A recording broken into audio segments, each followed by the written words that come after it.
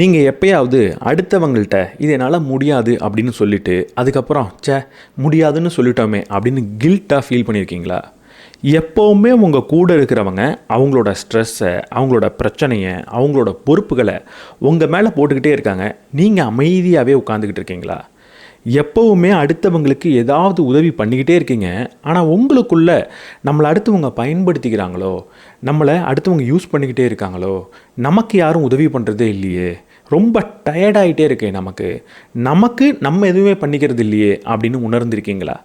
இப்படிலாம் நடந்ததுன்னா ஒரு முக்கியமான விஷயத்தை புரிஞ்சுக்கணும். உங்களை சுற்றி இருக்கிற மனிதர்கள்லாம் மோசமானவங்க அப்படின்றது கிடையாது.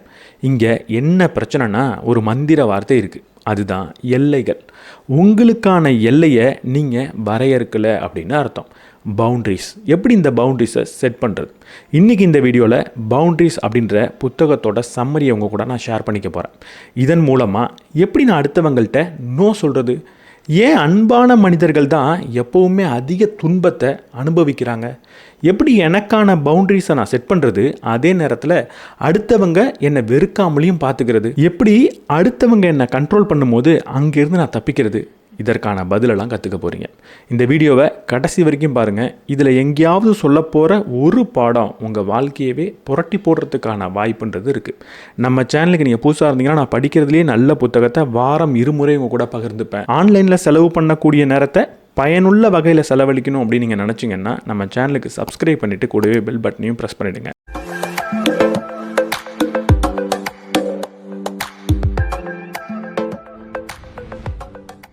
முதல்ல இந்த பவுண்ட்ரிஸ், இந்த எல்லை அப்படின்னா என்னன்றதை புரிஞ்சுப்போம். இவங்க ஒரு நபரை பற்றின ஒரு கதையை சொல்கிறாங்க. ஷெரி அப்படின்றவங்க காலைல அவங்க ஒரு நாள் எந்திரிச்ச உடனேயே அவரோட கணவர் அவரோட ஷர்ட்டை கொடுக்குறாரு, அயன் பண்ணி கொடுத்துரு அப்படின்னு சொல்கிறார், காஃபி போட்டு கொடுத்துரு அப்படின்னு சொல்கிறார், குழந்தைங்களை ஸ்கூலுக்கு கிளப்பிடு அப்படின்னு சொல்கிறார், சமைச்சு கொடு அப்படின்னு சொல்கிறார்.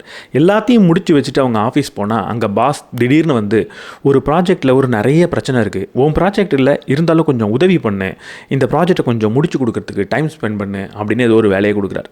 உடனடியாக அவங்க அங்கே சரிங்க பண்ணுறேன், எதுவும் பிரச்சனை இல்லை அப்படின்ற மாதிரி சொல்லிட்டு அந்த வேலையும் எடுத்து போட்டு செய்கிறாங்க. பக்கத்தில் இருக்கிற நபர் ஏதோ ஒரு சந்தேகம் கேட்குறாங்க, உடனடியாக அங்கே ஓடி போய் அதையும் சொல்லித்தரார். சரி மதியம் சாப்பிட்லான்னு உட்காந்தா அவங்களோட ஃப்ரெண்டு கால் அடிக்கிறாங்க, என் வாழ்க்கையில் ஒரே பிரச்சனையாக போயிட்டு இருக்கு, ரொம்ப பிரச்சனை எனக்கு வந்துக்கிட்டு இருக்கு, நான் ரொம்ப வருத்தத்தில் இருக்கேன் அப்படின்னு ஒரு மணி நேரம் சாப்பிட விடாமல் பேசிக்கிட்டே இருக்காங்க. இவங்களும் எல்லாத்தையும் கேட்டுக்கிட்டு இருக்காங்க. கேட்கறதுக்கான விருப்பம் இல்லை, ரொம்ப டயர்டாக இருக்காங்க, இருந்தாலும் வேறு வழி இல்லை, நம்ம இப்போ ஃபோனை வச்சா அவங்க ரொம்ப வருத்தப்படுவாங்களே அப்படின்னு உட்காந்து அவங்க பேசுகிற எல்லாத்தையும் கேட்டுக்கிட்டே இருக்காங்க. திரும்பவும் வேலை செய்கிறாங்க, வேலையில் நிறைய பேர் திட்டுறாங்க, எல்லாத்தையும் வாங்கிட்டு வீட்டுக்கு வரப்போ நமக்காக நம்ம ஒன்றுமே செஞ்சுக்கலையே அப்படின்ற ஒரு உணர்வு வருது. உள்ளேயே ஒரு மாதிரி ஒரு எம்டினஸ் அவங்களுக்கு இருக்குது. அந்த நேரத்தில் திரும்ப கணவர் ஏதோ ஒரு கேள்வி கேட்குறாங்க. கணவருக்கு பதிலே சொல்லாமல் அவங்க போய் பெட்டில் படுக்கவும் செய்கிறாங்க. இப்போ பெட்டில் படுத்த உடனே கணவர் ஏதோ ஒன்று கேட்டாங்க, நம்ம பதிலே சொல்லலையே அப்படின்னு அதை நினச்சி வருத்தப்பட்டுக்கிட்டு இருக்காங்க. தூங்கவே இல்லை. இது சாதாரண ஒரு நாள் தான் இவங்களோட வாழ்க்கையில். இந்த மாதிரி நாள் உங்கள் வாழ்க்கையில் எத்தனை தடவை இருந்திருக்கும்?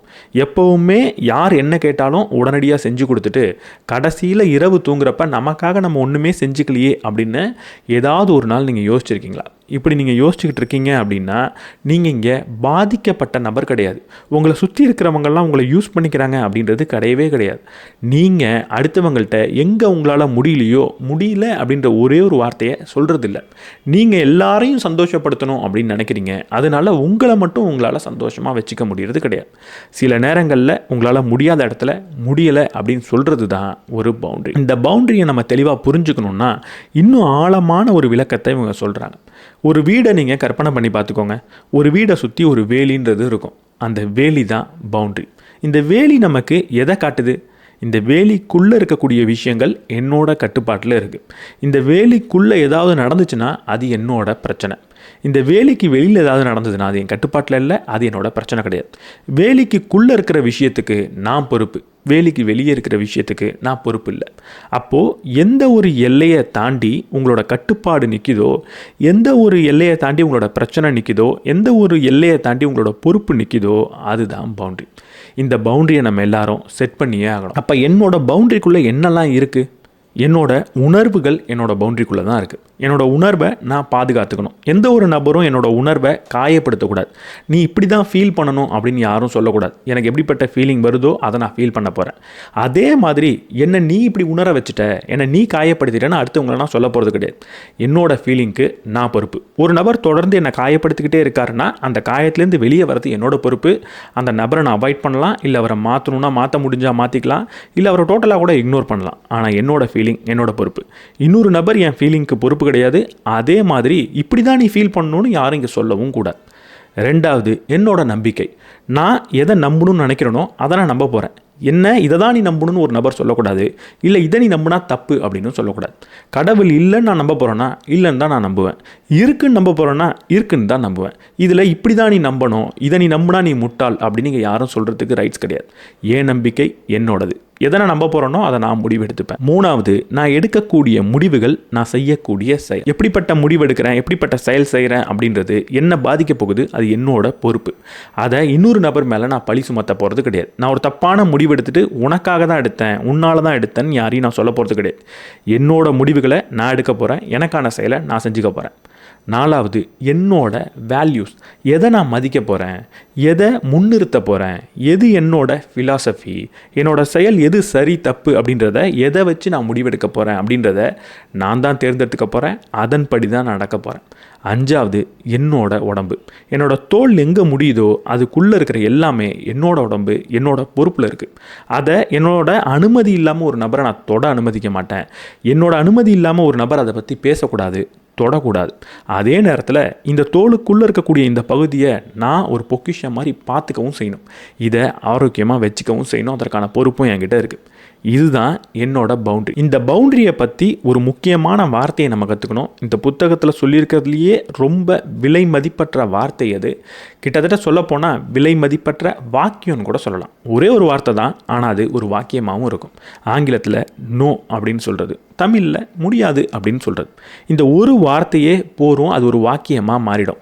அங்கே இதை தாண்டின வார்த்தைகளை நான் சொல்லணுன்ற கட்டாயம் எனக்கு கிடையவே கிடையாது. என்னோட நண்பர் ஒரு நாள் கால் பண்ணி சாயங்காலம் இங்கே வெளியே போகலாமா அப்படின்னு கேட்டார்னா, இல்லை என்னால் முடியாது அப்படின்னு நான் சொல்லிட்டேன்னா அதோட அந்த வாக்கியம் முடிஞ்சிருச்சு. அதுக்கு மேலே நான் எந்த ஒரு காரணம் சொல்லணுன்ற அவசியம் கிடையாதுன்றதை நான் புரிஞ்சு வச்சுக்கணும். இங்கே முடியாது அப்படின்னு தான் நீங்கள் சொல்லணும் அப்படின்னு யாரும் சொல்லலை. ஆனால் அப்படி சொன்னால் போருன்றதை புரிஞ்சுக்க சொல்கிறாங்க.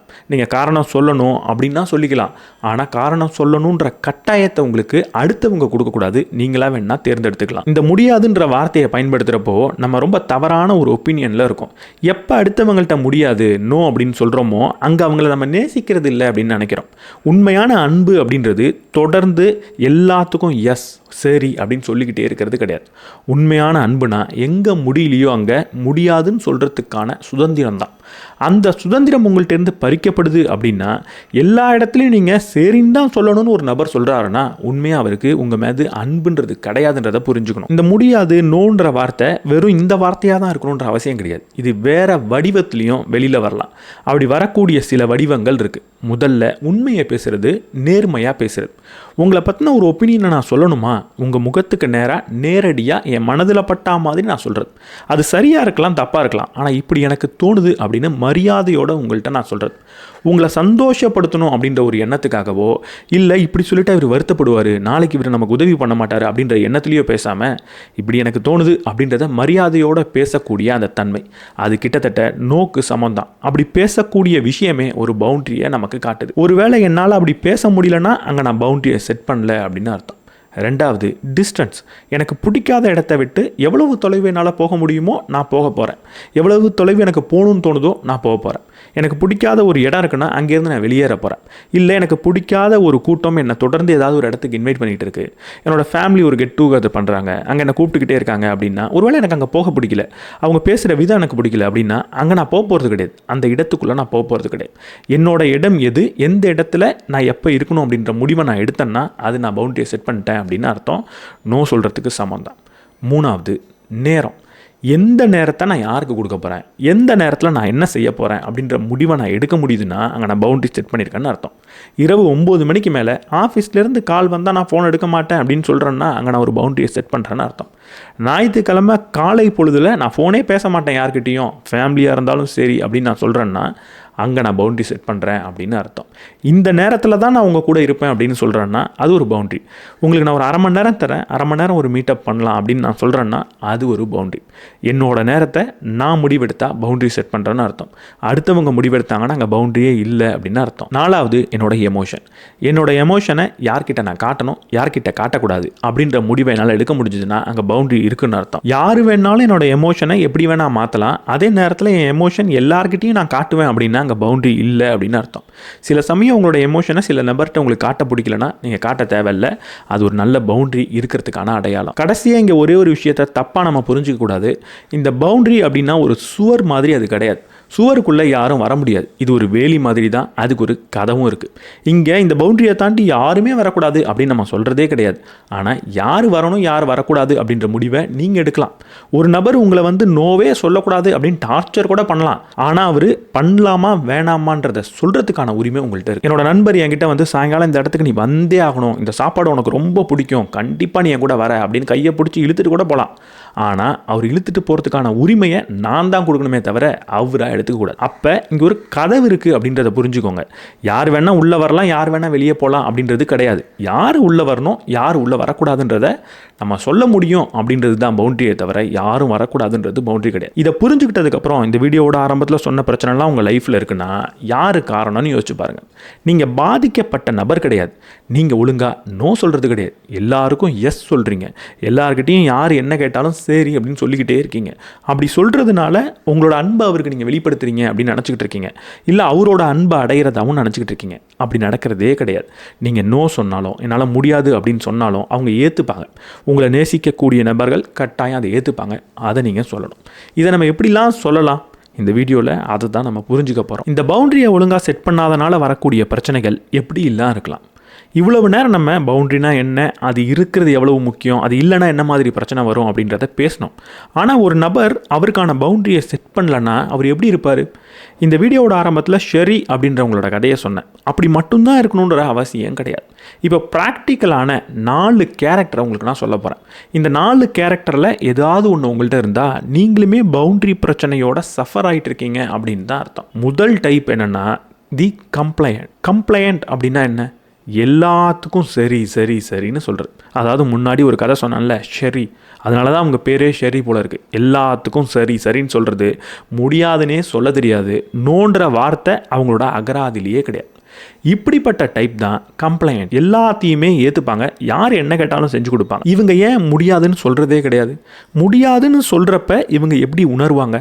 எப்போ இவங்க முடியாதுன்னு சொல்கிறாங்களோ, நோன்னு சொல்கிறாங்களோ, ஏதோ ஒரு நபருக்கு நம்ம தேவைப்படுறோம், அவங்களுக்கு நம்ம இப்போ உதவி பண்ணாமல் போனோம்னா அவங்கள நிர்கதியாக விடுற மாதிரி இருக்கே அப்படின்னு உணர்வாங்க. முடியாதுன்னு சொல்கிறப்போ சுயநலமாக இருக்கிற மாதிரி உணர்வாங்க. முடியாதுன்னு சொல்கிறப்போ நம்ம அன்பே இல்லாத நபரோ அப்படின்ற மாதிரி அவங்களே பார்த்துப்பாங்க. முடியாதுன்னு சொல்கிறப்போ அடுத்தவங்க நம்மளை நேசிக்காமல் போயிடுவாங்களோ அப்படின்ற ஒரு பயம் உங்களுக்கு ஏற்படும். முடியாதுன்னு சொல்கிறப்போ அடுத்தவங்க கோச்சிப்பாங்களோ, அடுத்தவங்க கோவப்படுவாங்களோ அப்படின்னு அவங்க பயந்துக்கிட்டு இருப்பாங்க. இதெல்லாம் கேட்குறப்போ இவங்க ரொம்ப நல்ல மனிதர்கள், இவங்க ரொம்ப அன்பானவங்க அப்படின்னு நமக்கு தோணும். ஆனால் இந்த நபர்கள் அன்பானவங்க கிடையாது. இவங்க நோ அப்படின்னு சொல்லாமல் இருக்கிறதுக்கு காரணம் இவங்க கிட்ட இருக்கக்கூடிய அன்பு கிடையாது. இவங்கள்ட்ட அன்பு இருக்கலாம், ஆனால் அன்புனால இவங்க அடுத்தவங்களுக்கு நோ சொல்லக்கூடாது அப்படின்னு நினைக்கிறது கிடையாது. இவங்க உண்மையாக ஏன் நோ சொல்கிறது இல்லை? இவங்களுக்குள்ள ஒரு பயம் இருக்குது. அந்த பயத்தினால மட்டும்தான் இவங்க நோ சொல்கிறது கிடையாது. அன்புனால யார் நோ சொல்லாமல் இருக்காங்களோ அவங்க நோ சொல்லலையேன்ற வருத்தப்பட மாட்டாங்க. அவங்க டயர்டான மாதிரி உணர மாட்டாங்க. எல்லாரும் நம்மளை யூஸ் பண்ணிக்கிறாங்களே அப்படின்னு அவங்க நினைக்க மாட்டாங்க. முதல்ல அன்பானவங்க எல்லா இடத்துலையும் எஸ் சொல்லிக்கிட்டே இருக்க மாட்டாங்க, சரின்னு சொல்லிட்டு இருக்க மாட்டாங்க. அப்போ இவங்களுக்குள்ள ஒரு பயம்தான் இருக்குது. பயம்தான் இங்கே டாமினண்ட்டான ஒரு எமோஷனாக இருக்குது. எங்கடா அடுத்தவங்க நம்மள்கிட்ட கோச்சிப்பாங்களோ, எங்கே அடுத்தவங்க நம்மளை விட்டு போயிடுவாங்களோ, அடுத்தவங்களுக்கு நம்ம உதவி பண்ணலன்னா அவங்கள நிர்கதி ஆக்கிட்டோமே அப்படின்ற ஒரு பயமாக இருக்கட்டும், இல்லை அடுத்தவங்க நம்மளை செல்ஃபிஷாக பார்த்துடுவாங்களோ, எங்கே அவங்கள நம்மளை விட்டு விலகி போயிடுவாங்களோ, விட்டுட்டு போயிடுவாங்களோ அப்படின்ற மாதிரியான பயத்தினால தான் எல்லார்கிட்டையும் சரி சரின்னு சொல்லிக்கிட்டு இருப்பாங்க. இவங்களை நம்ம கற்பனை பண்ணி பார்க்கணுன்னா இவங்களுக்கு ஒரு வீடு இருக்குது, அந்த வீட்டுக்கு வேலியே கிடையாது, கதவும் கிடையாது, யார் வேணாலும் உள்ளே வரலாம் அப்படின்ற மாதிரியான ஒரு வீடு. இவங்க எல்லார்கிட்டையும் எஸ் சொல்லிக்கிட்டே இருப்பாங்க. இந்த ஆத்தர் ஒரு விஷயத்தை சொல்கிறாங்க, உங்களால் யார்கிட்டையுமே நோ சொல்ல முடியல அப்படின்னா நீங்கள் சொல்லக்கூடிய எஸ் அனைத்துக்கும் அர்த்தமே கிடையாது, அதுக்கு பின்னாடி அன்பு இருக்கவே முடியாது அப்படின்னு சொல்கிறாங்க. 2வது டைப் அவாய்டன்ட். இந்த மாதிரி நபரை இந்த புத்தகத்தில் நான் சொல்லுவேன் அப்படின்னு நீங்கள் எதிர்பார்த்துருக்கவே மாட்டீங்க. அவாய்டன்ட்னா யார்? முதல் டைப் நோ சொல்லவே மாட்டாங்க அப்படின்னு சொன்னேன். இந்த அவாய்டண்ட் எஸ் சொல்லவே மாட்டாங்க. நான் யாருக்குமே சரி அப்படின்னு சொல்லவே மாட்டேன். இப்படி சொல்லாமல் இருக்கிறது ஒரு பவுண்ட்ரி பிரச்சனையா? பவுண்ட்ரினா என்னால் முடியாதுன்னு மட்டும்தானே நான் சொல்லணும் அப்படின்னு நீங்கள் நினச்சிக்கிட்டு இருக்கலாம். அப்படி கிடையவே கிடையாது. எல்லார்கிட்டையும் சரின்னு சொல்கிறது எப்படி தப்போ அதே மாதிரி எல்லார்கிட்டையும் என்னால் முடியாது அப்படின்னு சொல்லிக்கிட்டே இருக்கிறதும் தப்பு தான். அதுவும் ஒரு பவுண்ட்ரி பிரச்சனை தான். ஏதாவது ஒரு நண்பருக்கு உதவி தேவைப்படும், அந்த இடத்துலேருந்து காணா போய்டுறது.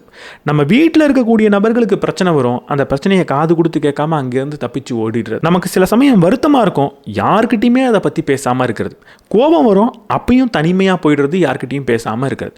இது எல்லாமே பவுண்ட்ரி பிரச்சனை தான். எப்படி முதல் நபர் அவரோட வீட்டை சுற்றி வேலியே போடலையோ, இந்த நபர் இவரோட வீட்டை சுற்றி ஒரு பெரிய சுவரை கட்டி வச்சிருக்கிறாரு. உள்ள கதவே கிடையாது. வீட்டில் வாழக்கூடிய நபர்கள் கூட சுவருக்கு வெளியில் தான் இருக்கணும். என்னோட மனைவி குழந்தைகளை கூட நான் வீட்டுக்குள்ளே விட மாட்டேன் அப்படின்னு சொல்லக்கூடியவங்க தான் இவங்க. இவங்க ரொம்ப மோசமானவங்க கிடையாது. இவங்களுக்கு ஒரு பிரச்சனை இருக்குது. என்னென்னா, நம்ம ஓப்பன் அப் ஆனோம்னா நம்மளோட லைஃப்பை அடுத்தவங்கள்ட்ட சொன்னால் அவங்க காயப்படுத்திடுவாங்களோ அப்படின்ற மாதிரி ஒரு பயம் இருக்குது. அதனால தான் ஒரு கடினமான சுவரை கட்டிக்கிட்டு அதுக்குள்ளே தனிமையில் வாழ்ந்துக்கிட்டு இருக்காங்க. மூணாவது நபர் கண்ட்ரோலர். இவங்க அடுத்தவங்களோட லிமிட்குள்ளே தலையிட்டுக்கிட்டே இருப்பாங்க. எனக்கு லிமிட் இருக்குது, ஆனால் அடுத்தவங்களுக்கு லிமிட்டே இருக்கக்கூடாது, பவுண்ட்ரியே இருக்கக்கூடாது அப்படின்னு நினைக்கிறவங்க. முதல் டைப் வேலியே போடாதவங்க. ரெண்டாவது டைப் வேலிக்கு பதிலாக ஒரு கடினமான சுவரை போட்டவர். இவங்க பக்கத்து வீட்டுக்காரனுக்கும் சேர்த்து வேலி போடுறது, பக்கத்து வீட்டுக்காரன் நிலத்துல போய் வேலியை போட்டுடுறது. அந்த மாதிரி நபர் தான் கண்ட்ரோலர். எப்பவுமே அடுத்தவங்களோட பவுண்டரியை நான் தான் தீர்மானிக்கணும் அப்படின்னு நினைக்கக்கூடியவங்க. இந்த கண்ட்ரோலரில் 2 டைப் இருக்குது. ஒன்று அக்ரெசிவ் கண்ட்ரோலர், இன்னொன்று மேனிப்புலேட்டிவ் கண்ட்ரோலர். இந்த அக்ரெசிவ் கண்ட்ரோலர்னால் என்ன? சண்டை போடுறது, கத்துறது, நீ இப்படித்தான் இருக்கணும் அப்படின்னு சொல்லிக்கிட்டே இருக்கிறது. ஒரு குழந்தை என்ன படிக்கணும் அப்படின்றத நான் தான் முடிவெடுப்பேன் அப்படின்னு சொல்லக்கூடிய ஒரு பெற்றோராக இருக்கலாம். இல்லை என்னோட கணவனோ மனைவியோ இப்படித்தான் இருக்கணும் அப்படின்னு அடித்து பேசக்கூடிய ஒரு வாழ்க்கை துணையாக இருக்கலாம். நைட்டு 11:30க்கு நான் கால் பண்ணாலும் நீ ஃபோன் எடுக்கணும், இல்லைனா உன்னோட வேலையே போயிடும் அப்படின்னு சொல்லக்கூடிய ஒரு பாஸாக இருக்கலாம். நீ என்ன செய்யணும் செய்யக்கூடாதுன்றதை நான் தான் முடிவெடுப்பேன் அப்படின்னு சண்டையிட்டு சொல்லக்கூடியவங்க தான் இந்த அக்ரெசிவ் கண்ட்ரோலர். இந்த மேனிப்புலேட்டிவ் கண்ட்ரோலர்னால் யார்? இவங்களும் கண்ட்ரோல் தான் பண்ணுவாங்க, ஆனால் இப்படி அக்ரெசிவாக நடந்துக்கவே மாட்டாங்க. உனக்கு சின்ன வயசுலேருந்து நான் எவ்வளவு பண்ணியிருக்கேன் தெரியுமா, எனக்காக இதை போட பண்ண மாட்டியா, எனக்காக அதை செய்ய மாட்டியா அப்படின்னு எந்நேரமும் அழக்கூடிய ஒரு அம்மாவாக இருக்கலாம். இல்லைனா உங்ககிட்ட நான் பேச மாட்டேன், உன்கிட்ட நான் கோச்சிக்கிட்டு இருக்கேன் அப்படின்னு சொல்லி அவங்களுக்கு தேவையான வேலையை செய்ய வைக்கக்கூடிய ஒரு வாழ்க்கை துணையாக இருக்கலாம். இப்படி ஏதாவது ஒரு வகையில் அவங்களுக்கு தேவையானதை உங்களை மேனிப்புலேட் பண்ணிக்க முடியுது அப்படின்னா அவங்க இந்த மேனிப்புலேட்டிவ் கண்ட்ரோலர். சிம்பிளாக சொல்லணும்னா இந்த கண்ட்ரோலரால் அடுத்தவங்களோட நோவை சகிச்சுக்கிட்டு இருக்க முடியாது.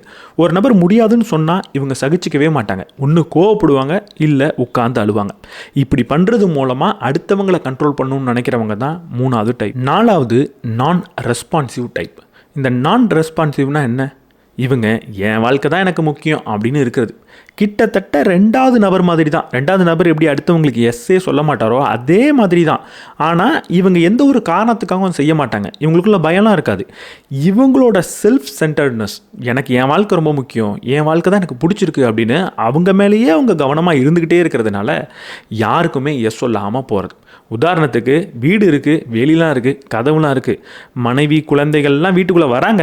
ஆனால் அவங்க வந்தால் என்ன, வராட்டி என்ன, அவங்க காணா போனால் எனக்கு என்ன, அவங்க வந்து சாப்பிட்டா என்ன, சாப்பிடாட்டி என்ன, எனக்கு பசிக்குது நான் சாப்பிட போகிறேன், டிவி பார்க்க போகிறேன், எனக்கு பிடிச்சிருக்க ஷோ ஓடிக்கிட்டு இருக்கு, அதை பார்த்துட்டு நான் சாப்பிட்டுக்கிட்டே இருப்பேன். அவங்க குறுக்க நெருக்க நடந்தால் கூட அவங்க இருக்கிற மாதிரியே நான் கண்டுக்க மாட்டேன் அப்படின்னு சொல்கிறவங்க தான் நான் ரெஸ்பான்சிவ். சிம்பிளாக சொல்லணுன்னா, நம்ம ஸ்கூலில் மார்க் கம்மியாக வாங்கி ஃபெயில் ஆகிட்டோம். அந்த ரேங்க் கார்டை எடுத்துகிட்டு போய் வீட்டில் கொடுக்குறப்போ அப்பா அதை ஒன்றுமே கண்டுக்காமல் சைடில் பார்த்துக்கிட்டே சைன் போட்டு கொடுத்தாருன்னா அவர் இப்படிப்பட்டவர் தான். ஏன் மார்க் குறைஞ்சிருக்கு, உனக்கு என்ன பிரச்சனை, உனக்கு என்ன உதவி வேணும் அப்படின்னு எதுவும் கேட்கல, எந்த ஒரு அட்வைஸும் பண்ணலை, ஏன் கொஞ்சம் கோவம் கூட படலை, நீ என்ன கொடுத்தாலும் நான் சைன் போடுவேன், சரி போயிட்டு வா அப்படின்னு சொல்லி அனுப்பி வைக்கிறது. ஒரு நிமிஷம் கூட முகம் கொடுத்து பேசாத ஒரு நபர். இல்லை எப்போவுமே வீட்டுக்கு வந்த உடனே கணவர்கிட்ட மனைவி பேசணும்னு நினச்சாலே கணவர் ரொம்ப டயர்டாக இருக்கேன் அப்புறம் பேசிக்கலாமா அப்படின்னு சொன்னார்னா அது நான் ரெஸ்பான்சிவ். எதுக்குமே நான் ரெஸ்பான்ஸ் பண்ண மாட்டேன், என் கூட தான் நீ இருப்ப, ஆனால் நீ இருக்கிறதே எனக்கு தெரியாத மாதிரி நான் நடந்துப்பேன் அப்படின்னு சொல்கிறவங்க தான் நான் ரெஸ்பான்சிவ்.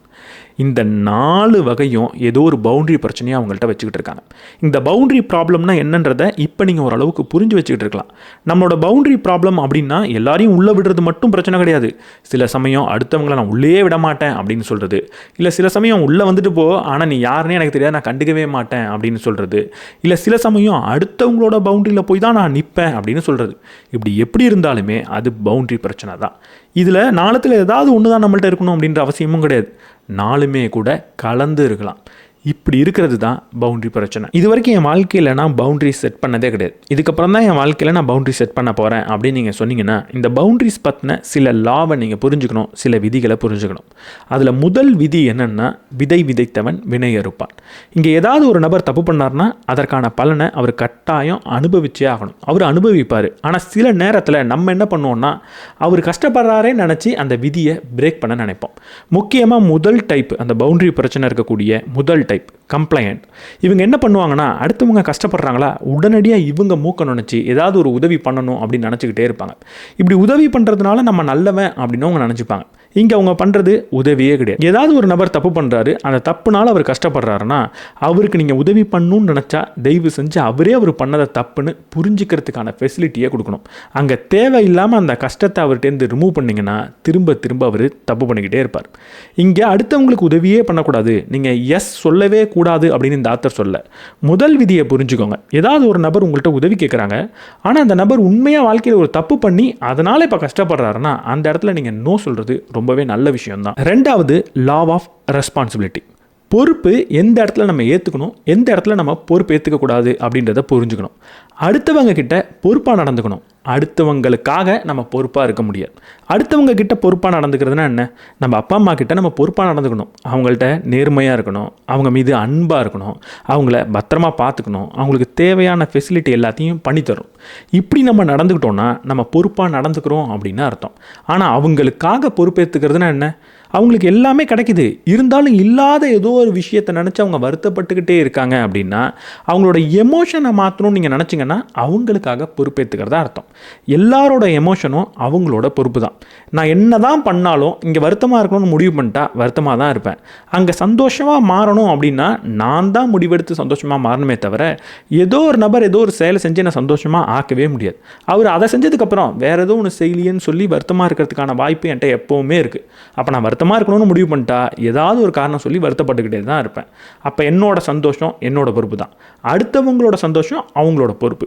யாரோட எமோஷனுக்கும் நீங்கள் பொறுப்பேற்றுக்காதீங்க, அதே நேரத்தில் அவங்கள்ட்ட பொறுப்பாக நடந்துக்கோங்க. அடுத்தது, லா ஆஃப் பவர். பவர்னா ஒரு நபரை நம்மளால் மாற்ற முடியுமா முடியாதா அப்படின்றத பொறுத்து. ஏதாவது ஒரு நபர் தப்பு பண்ணுற மாதிரி உங்களுக்கு தெரிஞ்சுதுன்னா நீங்கள் நினைக்கலாம், நான் அவர்கிட்ட அந்த தப்பை சுட்டி காட்டி பேசி அவரை திருத்திடலாம் அப்படின்னு.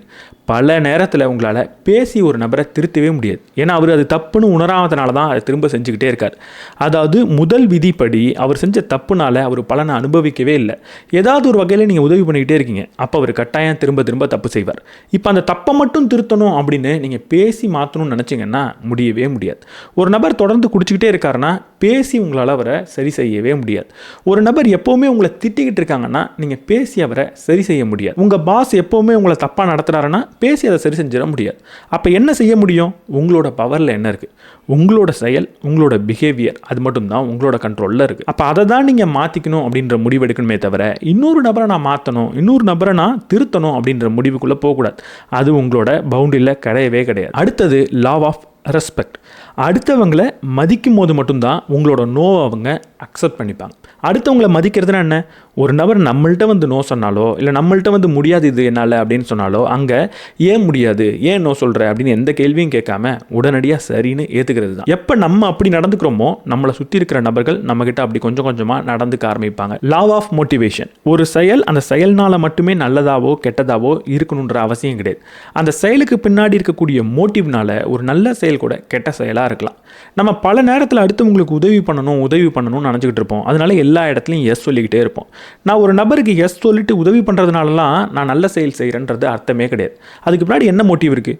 உண்மையாகவே ஒரு அன்புனால ஒரு உதவியை பண்ணுறேன், ஒரு எஸ் சொல்கிறேன் அப்படின்னா அங்கே பிரச்சனையே கிடையாது. எப்போ அன்புனால ஒரு நபருக்கு நான் எஸ் சொல்கிறேனோ, ஒரு உதவி பண்ணுறனோ, அப்போ வீட்டுக்கு வந்துட்டு எல்லாரும் என்னை பயன்படுத்திக்கிட்டே இருக்காங்க அப்படின்ற மாதிரி நான் உணர மாட்டேன், ரொம்ப டயர்டாகவும் உணர மாட்டேன். அப்போ பிரச்சனை எங்கே வருதுன்னா, மனதுக்குள்ளே அன்பு இல்லாமல் ஆனால் வேற ஒரு காரணத்துக்காக உதவி பண்ணும் போதும் வேற ஒரு காரணத்துக்காக எஸ் சொல்லும் போதும் தான். இப்போ ஒரு வேளை பயம் உள்ளே இருக்குது, அவங்க நம்மளை விட்டுட்டு போயிடுவாங்களோ அப்படின்ற பயத்தில் நான் அடுத்தவங்களுக்கு உதவி பண்ணேன்னா அது நல்ல செயலாக இருக்க போகிறது இல்லை.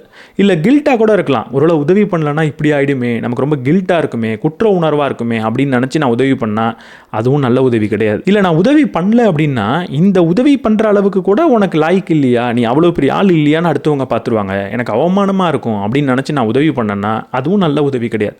இல்லை சில நேரத்தில் உதவி பண்ணுறவன் தான் நல்லவன் அப்படின்னு நம்பி நான் உதவி பண்ணால் கூட அதுவும் நல்ல உதவி கிடையாது. ஒரு உதவி பண்ணுறீங்க, ஒரு எஸ் சொல்கிறீங்க அப்படின்னா அதுக்கு காரணம் உங்களோட பொறுப்பாக இருக்கணும், இல்லைனா அது உங்களோட அன்புலேருந்து வெளியே வரணும். அதை தவிர வேறு இந்த மாதிரி எமோஷன்லேருந்து வெளியே வந்ததுன்னா அது நல்ல உதவியாக இருக்கணுன்ற அவசியம் கிடையாது. அங்கே நீங்கள் நம்ம நல்லவன் அப்படின்னு உணரவே கூடாது. அடுத்த விதி, வலியும் காயமும் ஒன்று கிடையாது. நம்ம செய்கிற பல செயல்கள் அடுத்தவங்களுக்கு வலியை கொடுக்கலாம், ஆனால் எல்லா செயலும் காயத்தை கொடுக்காது. வலி கொடுக்கறது தப்புன்னு நம்ம சொல்லவே முடியாது, ஆனால் காயப்படுத்தினா அது தப்பு. வலி கொடுக்கறதுனா என்ன? நான் ஏதோ ஒரு செயலை செய்கிறேன், அதனால் அடுத்தவங்க டிஸப்பாயிண்ட் ஆகிட்டாங்கன்னா கண்டிப்பாக அவங்களுக்கு வலிக்க தான் செய்யும். ஆனால் அது தப்பான்னு கேட்டால் அது தப்பு கிடையாது. எப்போ நான் காயப்படுத்துகிறனோ அப்போ தான் தப்பு. காயப்படுத்துறதுனா என்ன? என்னோட இன்டென்ஷனே தப்பாக இருந்து அடுத்தவங்களை பயன்படுத்திக்கணும்னு நினச்சி, இல்லை அடுத்தவங்களை காயப்படுத்தணுன்ற நோக்கத்துக்காகவே ஒரு செயல் செய்கிறேன்னா அது கண்டிப்பாக தப்பு. ஆனால் என்னோட பவுண்டரிக்காக நான் ஏதாவது ஒரு செயல் செஞ்சு ஒரு நோ சொல்லி அதனால் அடுத்தவங்க கொஞ்சம் டிஸப்பாயிண்ட் ஆனால் அது வெறும் வலி தான், அது காயம் கிடையாது. எல்லா வலிகளும் காயமாக மாற வேண்டிய அவசியம் கிடையாது. சில வலிகள் வளர்ச்சியாக மாறலாம். நீங்கள் எப்போ நோ சொல்கிறீங்களோ கட்டாயம் அடுத்தவங்களுக்கு வலிக்கும், ஆனால் அந்த நோ மூலமாக நீங்களும் வளருவீங்க, அடுத்தவங்களும் வளருவாங்க. Law of ப்ரோஆக்டிவிட்டி. நம்ம நிறைய நேரத்தில் இந்த பவுண்ட்ரி செட் பண்ணுறதை ரியாக்டிவாக பண்ணிடுவோம். 2 விதத்தில் இந்த பவுண்ட்ரி செட் பண்ணுறதுன்றது நடக்கும். ஒன்று ப்ரோஆக்டிவாக நடக்கிறது, இன்னொன்று ரியாக்டிவாக நடக்கிறது. ரியாக்டிவாக நடக்கிற பவுண்ட்ரி செட் எப்படி இருக்கும்? நம்ம அடுத்தவங்களுக்கு தொடர்ந்து எஸ் சொல்லிக்கிட்டே இருப்போம், அவங்க நம்மளை பயன்படுத்துகிறாங்கன்ற மாதிரி நம்ம வருத்தப்பட்டுக்கிட்டே இருப்போம், நம்ம எப்போவுமே டயர்டாக இருக்கிற மாதிரி உணர்வோம், நமக்காக நம்ம எதுவுமே செஞ்சுக்கிறது இல்லைன்னு வருத்தப்பட்டுக்கிட்டே இருப்போம். காலம் போக போக ஒரு கட்டத்தில் இதுக்கு மேலே என்னால் முடியாது அப்படின்னு அந்த எதிர இருக்கக்கூடிய நபர் மீது கோவப்பட ஆரம்பிப்போம். அவன் ரொம்ப கெட்டவன் அப்படின்ற மாதிரி ப்ரொஜெக்ட் பண்ண ஆரம்பிப்போம். ஆனால் அவங்க நம்மள்ட்ட ஏதாவது ஒரு உதவி கேட்டிருப்பாங்க, நம்ம முடியாதுன்னே சொல்லாமல் அவங்களுக்கு தொடர்ந்து உதவி பண்ணி கடைசியில் நம்மளே டயர்டாகி அவங்கள கெட்டவங்கன்னு சொல்கிறது. இது ரியாக்டிவாக ஒரு பவுண்டரி செட் பண்ணுறது. ப்ரோஆக்டிவாக பவுண்டரி செட் பண்ணுறதுனா என்ன? இந்த மாதிரி நம்மளை நம்ம காயப்படுத்திக்கிட்டு வருத்திக்கிட்டு அதுக்கப்புறம் பவுண்டரி செட் பண்ணாமல் ஆரம்பத்திலேயே இதுதான் என்னோட பவுண்டரி அப்படின்றத நம்ம புரிஞ்சு வச்சுக்கிட்டு ஒருத்தர் உதவி கேட்கும் போதே அதை நம்மளால் பண்ண முடியுமா, ஒரு நபர் நம்மள்ட்ட ஏதாவது ஒரு செயலை செய்ய சொல்லி கேட்கும் போதே அதை நம்மளால் செய்ய முடியுமா அப்படின்னு யோசிச்சு பார்க்குறது தான் ப்ரோஆக்டிவாக பவுண்டரி செட் பண்ணுறது. ப்ரோஆக்டிவாக எப்போ பவுண்டரி செட் பண்ணுறீங்களோ அப்போ தான் உங்களுக்கு நிம்மதின்றது கிடைக்கும். ரியாக்டிவாக மட்டுமே பவுண்டரி செட் பண்ணிக்கிட்டு இருந்தீங்கன்னா நீங்கள் எதெல்லாம் பார்த்து பயந்தீங்களோ அது மட்டும்தான் நடக்கும். அந்த நபர் உங்களை வெறுக்க ஆரம்பிக்கலாம், நீங்கள் உண்மையாகவே மோசமான நபராக மாறலாம், உங்கள்கிட்டேருந்து ஒரு சில நட்புகள் பிரிஞ்சு கூட போகலாம். ஃபைனலாக பவுண்டரி செட் பண்ணும்போது புரிஞ்சிக்க வேண்டிய ஒரு விதி இருக்குது, அதுதான் லா ஆஃப் எக்ஸ்போஷர். நான் பவுண்டரிலாம் செட் பண்ணிட்டேன், இதுதான் என்னோட எல்லைன்றதை நான் முடிவு பண்ணிட்டேன், இது என்னால் முடியும், இது என்னால் முடியாது, நீங்கள் இந்த அளவுக்குள்ளே தான் என் வாழ்க்கையில் வரலாம், இதுக்கு மேலே வர முடியாது, இல்லை இந்த நபர் தான் வரலாம், இந்த நபர் வரக்கூடாது, இது எல்லாத்தையும் நான் முடிவு பண்ணிட்டேன். இந்த முடிவு பண்ணதுக்கப்புறம் நான் செய்ய வேண்டிய முக்கியமான விஷயம் என்ன தெரியுமா? நான் பண்ண முடிவை அடுத்தவங்கள்ட்ட சொல்லணும். யார்கிட்டையுமே சொல்லாமல் என் மனசில் மட்டுமே வச்சுக்கிட்டு இருந்தேன் அப்படின்னா அந்த பவுண்டரி உண்மையாக இருக்காது, என்னோட கற்பனையில் மட்டும்தான் இருக்கும். இந்த பவுண்டரிஸை ஒவ்வொரு இடத்துல ஒவ்வொரு விதமாக நீங்கள் செட் பண்ணி ஆகணும். அதில் ரொம்ப முக்கியமான ரொம்ப கிரிட்டிக்கலான ஒரு இடம் இருக்குது, அது நம்மளோட ஃபேமிலி, நம்மளோட ஃப்ரெண்ட்ஸ். இந்த ஃபேமிலியில் எல்லார்கிட்டையும் நீங்கள் ரொம்ப ஒரு ரிஜிடான பவுண்டரியை செட் பண்ணணுன்ற அவசியம் கிடையாது. ஆனால் சில பேர்கிட்ட ரொம்ப ஸ்ட்ராங்காக உங்களோட பவுண்டரியை நீங்கள் சொல்லி ஆகணும். எப்படிப்பட்ட நபர்கள்? ஒரு முக்கியமான 4 டைப் ஆஃப் பீப்புள் இவர் சொல்கிறாரு உங்களோட ஃபேமிலியில்.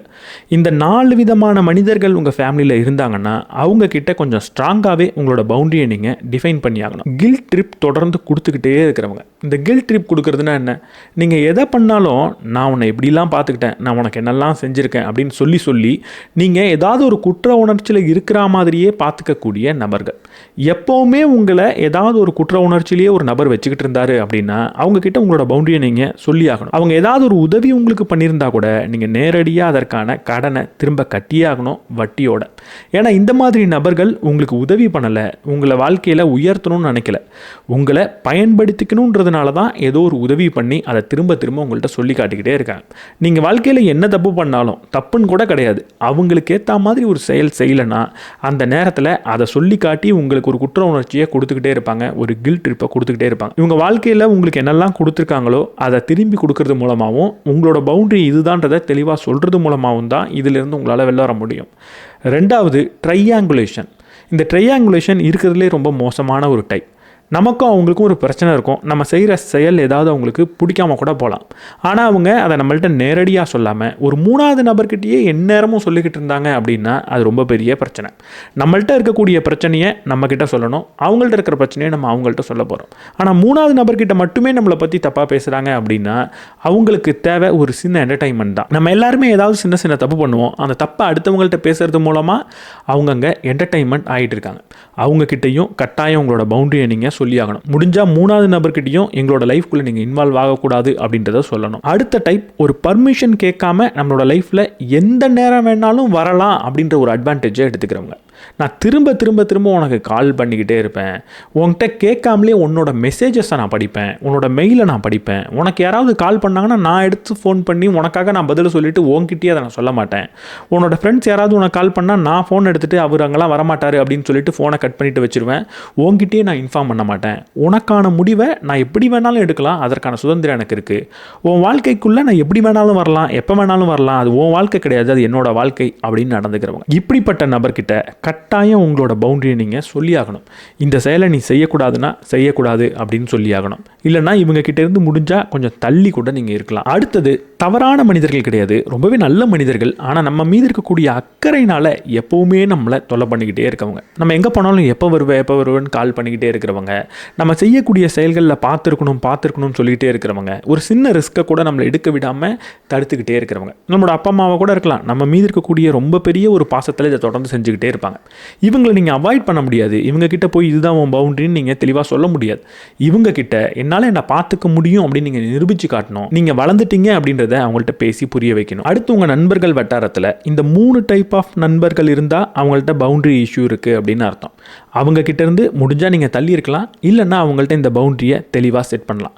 அதில் முதல் நபர் என்னென்னா, ஒரு விக்டிம் ஃப்ரெண்ட்.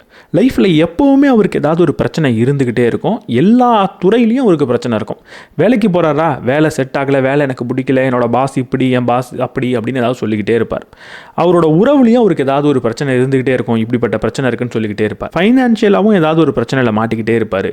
ஆரோக்கியத்துலேயும் ஏதாவது ஒரு பிரச்சனை இருந்துக்கிட்டே இருக்கும். இப்படி எந்நேரமும் நான் ஒரு பிரச்சனையில் இருக்கேன் அப்படின்னு பேசக்கூடிய நபர்கள். இந்த நபர்கள் உங்கள்கிட்ட எப்படி தொல்லை பண்ணுவாங்கன்னா, அவங்களோட பிரச்சனையை பற்றி மட்டுமே எந்நேரமும் உங்கள்கிட்ட பேசிக்கிட்டே இருப்பாங்க. நீங்கள் பேசுகிறத காது கொடுத்து கேட்க மாட்டாங்க. அவங்களோட எமோஷனல் சப்போர்ட்டாக மட்டும்தான் உங்களை பயன்படுத்திக்கிட்டு இருப்பாங்க. இந்த நபர்கிட்ட நீங்கள் தெளிவாக சொல்லணும், நான் மட்டுமே உனக்கு எமோஷனல் சப்போர்ட்டாக இருக்க முடியாது, உன் வாழ்க்கைக்கு நீ தான் பொறுப்பேற்றுக்கணும் அப்படின்றத நீங்கள் சொல்லி ஆகணும். முக்கியமாக இந்த மாதிரி நண்பர்கள் கிட்டேருந்து நீங்கள் கொஞ்சம் விலகிறது அவங்களுக்கே ரொம்ப நல்லது. ஏன்னா நீங்கள் எமோஷனல் சப்போர்ட் கொடுக்கறதுனால தான் அவங்க வாழ்க்கையில் அவங்க செய்யக்கூடிய தப்பை ரியலைஸ் பண்ணாமல் உங்கள்கிட்ட பேசுகிறது மூலமாகவே ஒரு சப்போர்ட் எடுத்துக்கிறாங்க, திரும்ப திரும்ப தப்பு பண்ணிக்கிட்டு இருக்காங்க. 2வது டைப், டேக்கர்ஸ். எப்போவுமே ஏதாவது உங்கள்கிட்டருந்து எடுத்துக்கிட்டே இருப்பாங்க. அவங்கள்ட்டேருந்து திரும்ப உங்களுக்கு கிடைக்கவே கிடைக்காது. ஒரு பிரச்சனையை பகிர்ந்துக்கணும் அப்படின்னா கூட அவங்க தொடர்ந்து உங்கள்கிட்ட கால் பண்ணி பேசுவாங்க. ஏதாவது உதவி வேணும்னா உங்கள்கிட்ட கேட்டுக்கிட்டே இருப்பாங்க. ஆனால் உங்களுக்கு பிரச்சனை இருக்கிறப்போ காது கொடுத்து கேட்க அவங்க அங்கே இருக்க மாட்டாங்க. உங்களுக்கு உதவின்னு நீங்கள் கேட்குறப்போ இமிடியேட்டாக அவங்க நோ அப்படின்றத சொல்லுவாங்க. ரொம்ப சுலபமாக நோ சொல்லக்கூடியவங்களாக இருப்பாங்க. ஆனால் நீங்கள் நோ சொன்னால் ஏற்றுக்கவே மாட்டாங்க. இந்த நபர்கிட்ட இருந்து நீங்கள் விலகி இருக்கிறது ரொம்பவே நல்லது. 3வது, இர்ரெஸ்பான்சிபிள் ஃப்ரெண்ட். இவங்க செய்யக்கூடியது, அவங்க வாழ்க்கையில் நிறைய தப்பு செய்வாங்க, அதுலேருந்து வரக்கூடிய பலனை அனுபவிக்காமல் வேறு யாராவது ஒரு நபர் மீது டைவர்ட் பண்ணிகிட்டே இருப்பாங்க. ஒரு தப்பு பண்ணிட வேண்டியது, ஏதாவது ஒன்று குடிச்சிட வேண்டியது, குடிச்சிட்டு வீட்டுக்கு போனால் மாட்டிப்பேன் அப்படின்றதுக்காக உங்களுக்கு கால் பண்ண வேண்டியது, நீங்கள் அவரை அங்கே பார்த்துக்க வேண்டிய தேவை ஏற்படும். இவங்கள்ட்டேருந்து உங்களுக்கு வரக்கூடிய கால்ஸ் எல்லாமே ஏதாவது ஒரு தப்பு பண்ணிட்டேன், நான் மாட்டிக்கிட்டேன் அப்படின்றதா தான் இருக்கும். சினிமாவில் இதை பார்க்குறதுக்கு நல்ல நண்பர்கள் மாதிரி இருக்கும். யார் இப்படி தப்பு பண்ணி மாட்டிக்கிட்டாலும் நம்ம போய் காப்பாற்றணும் அப்படின்னு நமக்கு சொல்லி கொடுத்துருப்பாங்க சினிமாவில். ஆனால் இது நீங்கள் அவங்கள காப்பாற்றுறது கிடையாது. ஒரு நபர் தப்பு பண்ணி ஒரு இடத்துல பிரச்சனையில் இருக்காருன்னா அங்கே போய் அவரை காப்பாற்றுறது அப்படின்றது திரும்ப அவரை தப்பு செய்கிறதுக்கு ஊக்குவிக்கிறதுக்கு சமம். தப்பு பண்ணதோட பலனை அவங்க கட்டாயம் அனுபவிக்கணும். இவ்வளோ நேரம் பவுண்டரிஸ்னா என்ன, பவுண்டரி செட் பண்ணலன்னா எனக்கு என்ன மாதிரி பிரச்சனை வரும், ஒரு பவுண்டரி செட் பண்ண போகிறேன்னா அதுக்கு பின்னாடி என்ன மாதிரி விதிகளை நான் புரிஞ்சுக்கணும், பவுண்டரி ஒழுங்காக செட் பண்ணாத நபர்கிட்ட என்ன மாதிரி பிரச்சனை இருக்கும் அப்படின்றதெல்லாம் பார்த்தோம். ஆனால் இது மட்டுமே போதுமானா இதை வச்சு நான் எதுவுமே செய்ய முடியாது. அப்போது நான் ஒரு புதுசாக ஒரு பவுண்டரி செட் பண்ண போகிறேன்னா ப்ராக்டிக்கலாக என்னால் என்ன செய்ய முடியும்? ஒரு 8 ஸ்டெப்பை இவர் சொல்லியிருக்காரு. ரொம்பவே சிம்பிளான ஸ்டெப் தான். இவ்வளவு நேரம் நம்ம பேசினதை புரிஞ்சுக்கிட்டா இதுக்கு பயனுள்ளதாக இருக்கும். ஒரு பவுண்டரி செட் பண்ணுறது ஏன் முக்கியம், அதை நான் செட் பண்ணணும் அப்படின்ற ஒரு ஆசையை முதல்ல வளர்த்துக்கணும். 2வது ஸ்டெப், இதை தனியாக உங்களால் செய்ய முடியாது, தனியாக செய்கிறது ரொம்பவே கடினமானதாக இருக்கும். அப்போது இந்த மைண்ட் செட்டில் இருக்கக்கூடிய நண்பர்கள் உங்களுக்கு நிறைய பேர் இருக்கணும். ஒரு பவுண்டரி செட் பண்ணுறதுனா என்ன, இந்த பவுண்டரிஸ் பற்றி புரிஞ்சு வச்சிருக்கக்கூடிய நண்பர்கள் உங்களுக்கு இருக்கணும். இல்லைனா ஒரு தெரபிஸ்ட் எடுத்துக்கிறதோ இல்லை ஒரு கவுன்சிலிங் அட்டன் பண்ணுறதோ யூஸ்ஃபுல்லாக இருக்கும். 3வது ஸ்டெப், எந்த இடத்துல பவுண்டரி வேணும் அப்படின்றத நீங்கள் கண்டுபிடிக்கணும். ரொம்ப ஸ்பெசிஃபிக்காக அதை நீங்கள் சொல்லணும். எனக்கு பவுண்டரிஸ் நிறைய இருக்கணும், நான் பவுண்டரிஸ் செட் பண்ணணும் அப்படின்னு சொல்கிறது மட்டுமே பத்தாது. எந்த இடத்துல நீங்கள் பவுண்டரி செட் பண்ண போகிறீங்க, எதனால அந்த இடத்துல பவுண்டரி செட் பண்ண போகிறீங்க, இது ரொம்ப ஸ்பெசிஃபிக்காக நீங்கள் சொல்லணும்.